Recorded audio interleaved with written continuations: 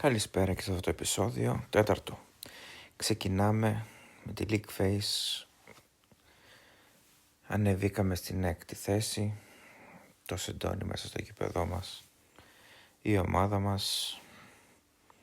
Φωτογραφία πριν το παιχνίδι. Replay shows the goalkeeper does everything he can. He's a bit unfortunate it goes in, but question marks have to be asked. And his defence, they could have certainly helped him out. Και μετά εδώ πηγαίνει πάλι σε αποθετικά μας και μπορούμε να το σκοράρουμε.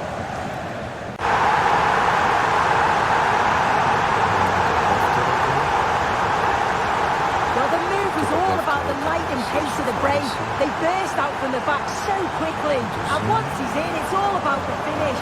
No messing around, just blasts it past the keeper. So emphatic, what a hit. Stunning scenes here. Well, just look how he sees the run here. The pass is weighted to perfection. And it's a brilliant finish. He strikes through the ball. The keeper has no chance. It's a superb finish.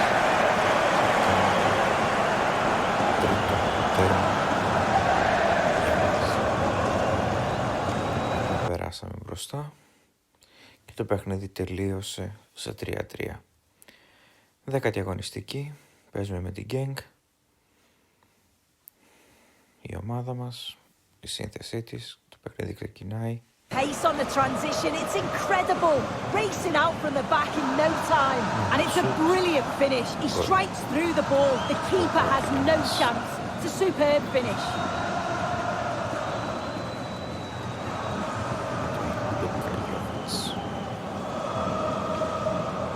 Look at the reactions here. As the shot comes in, he's on his toes, waiting for the rebound, and he gets his reward with the goal. Σου δοκάρει και καταλήγει στο 4 και κάνει το δεύτερο τέρμα για μας. So quick to get out from the back. And then he's through on goal, no hesitation at all. Just puts his foot through it, rifles it past the keeper. It's a cracking finish. Στα δίχτυα. Έχει μέχρι στιγμής 3 γκολ. Το παιχνίδι τελείωσε 4-3. Και τώρα φεύγουν για δανεική. Πρώτος παίκτης από την Ακαδημία.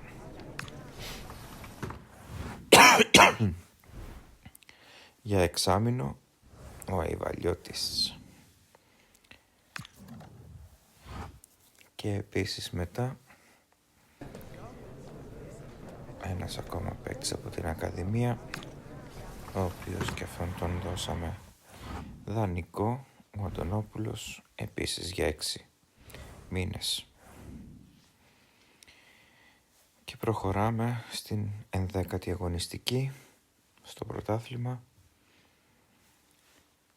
Η σύνθεση της ομάδας συνεχίζουμε με το 4-2-4 και εδώ ξεκινάμε